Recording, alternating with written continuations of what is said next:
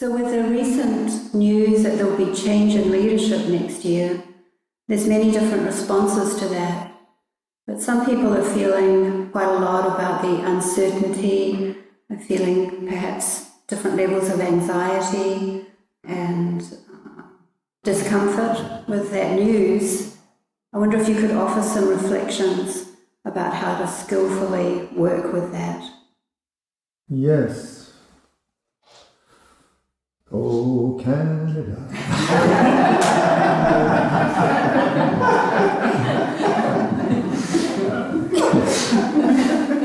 That's not an answer, is it? Well, it really depends on your character. So, if you're a person that really wants to engage with the history of your time, and you're interested as an anthropologist in the situation of your culture, and you're kind of fascinated by the players, it could be quite interesting. If, however, you might be deported, etc., then of course the interest has a huge threat narrative to you.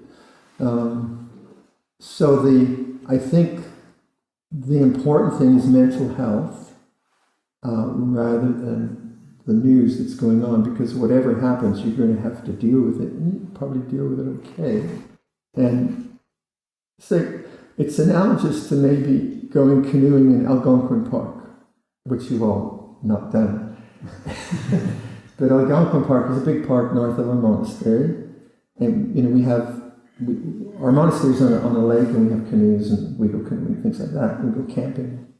So if you're going camping in Algonquin Park, one thing is you have to secure your water. You can't just take water from the lake, even though it looks clean, because there are beavers and moose, so there is giardia, and you'll get sick. So you make sure that your water purifier works, and you have good water. And you also have to secure your food from the bears. So you never have food in your tent, or the bears will rip your tent open at night because they smell food. And you never have food in your canoe because they'll rip your canoe open. And you have a barrel, I suppose, and you pull the barrel up into a tree. The bear can't climb, and so on. And then you can do canoeing, right? So you have to really be very careful of how sensitive your mind is to the inputs that you're taking, and you have to be very, very careful not to get overwhelmed with the inputs. I mean, that's obvious. And we call that indriya samvara, sense restraint.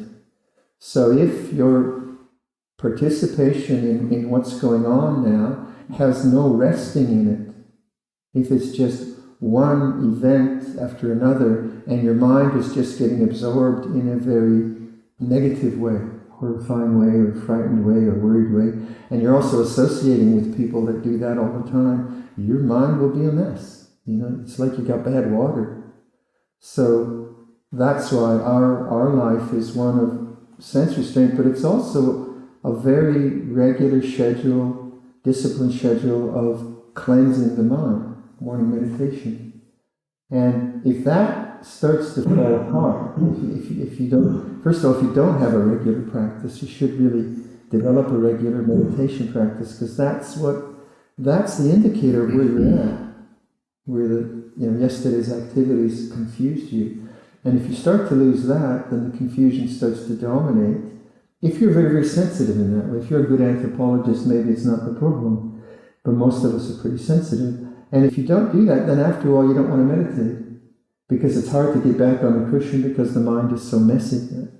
So if you can sustain a practice where you are enhancing witnessing, that's the key. It's not a practice where you just feel blissed out, but you're enhancing the awakened mind, conscious, awakened, knowing mind, witnessing. Then whatever complexities you come to, that's your best chance of dealing with it well. But I was just in Fort Bragg, and we were talking with friends there. They were talking about the difficulty of meditation, and I asked them, well, what do you do that calms your mind? One person, I think everyone said they like to go into the forest, They like to go to the sea. And that's what you really need to do. You need to just go to a space that calms the mind for all life's activities, and then enter into how much of this complexity you want to. But just the fascination with these things and following all the negative thinking, that can be disastrous. So I personally like to read about good things. Strange. I like to read about saints, and I like to read about people who do interesting things and good things. So I like to, top up my mind with lovely, beautiful images. I know it's weird, but so like I was listening to something from, looking at something from Jacques Rousseau, who is he was in the French resistance in high school in Paris when the Germans were occupying Paris in the Second World War, and he was blind. The book is called And There Is Light, and his job in the high school, because the high school was making an underground newspaper to distribute in Paris to tell people what the real news was, not the fake news. And he was in charge of sussing out the potential volunteers. Although he was blind, he was very sensitive.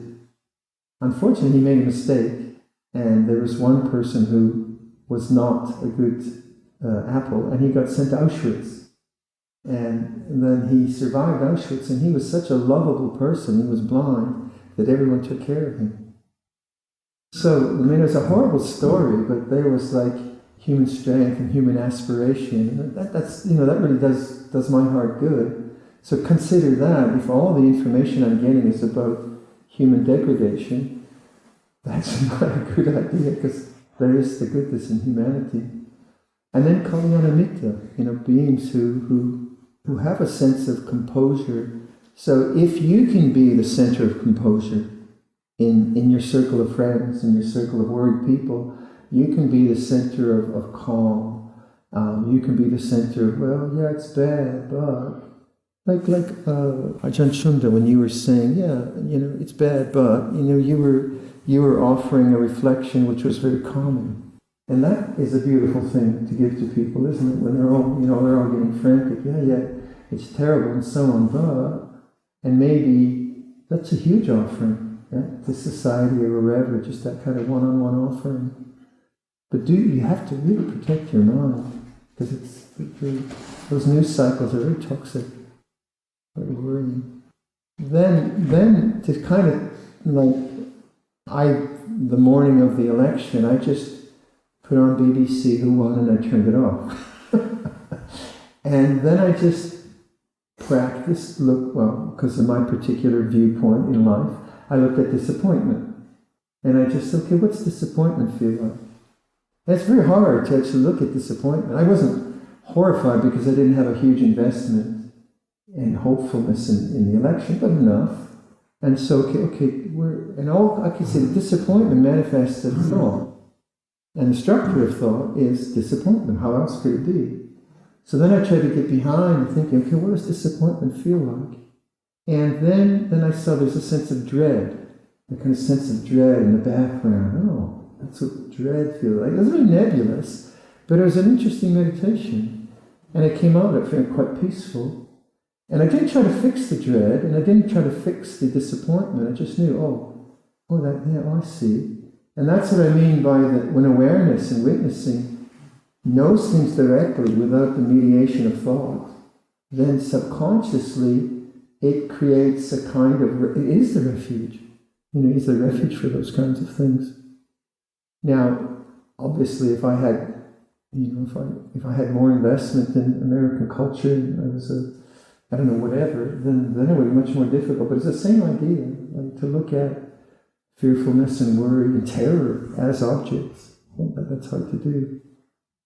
If you're meditating and in the morning you get a sense of dread coming up, then the thoughts will be dreadful, literally. But if you can see that the thought patterns are driven by an underlying emotion, then you just have to wait. So you say, these are worrying thoughts. And then you wait. And as you wait, things become conscious. Because they're not quite conscious, because they've been kind of mediated or pushed away by thinking. So when you say it feels like this, then actually there's nothing. And then it starts to bubble up. Now you do that with your body. If I say to you, make conscious your right shoulder. You're not be aware of your right shoulder. As soon as you do that, yeah, it comes into consciousness, doesn't it? The right shoulder. And the same way with the mood. The mood is there, you're just thinking all the time, and then you step back behind the thinking, before the thinking, but you recognize it and say, oh yeah, disappointment is like this, and then you wait. And then it starts to come out, oh, there's dread. But all the time you're the witness, you're not the dread, you're not the worry. That's like, I think, a question of upekkha. It's like people say, well, I should have more equanimity. Well, no. There's no one that has equanimity. It's awakening to non-equanimity is equanimity. You awaken to the feeling of disappointment as an object, and that's equanimity. That's the idea. Is that what we talked about in Fort Grant? Yeah, something like that. And go to the beach. Ooh. I guess it's hard here. Take a bit of time. We have a lovely lake that we have. Our monastery has a toe of land on a 6-kilometer lake. So quite often monks would just go out and float on the lake for 2 hours for meditation. That was so cool. That was so good. And then we had the display of northern lights. Some of the younger monks, not me, went out in the canoes. And just this kind of glorious sky, breathing. Monastism can be fun.